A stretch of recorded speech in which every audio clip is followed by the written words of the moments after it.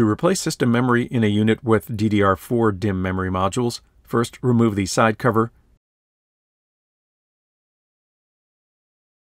the optical drive, the front bezel, and the drive's cage. Simultaneously push down on the clips on either side of the DDR4-DIMM socket to release the memory module. Carefully pull out the memory module. There is one notch on the bottom of every DDR4-DIMM module, offset from the center, that fits over a tab in the DDR4-DIMM memory socket. When installing DDR4-DIMMs, align the notch on the module with the tab in the socket.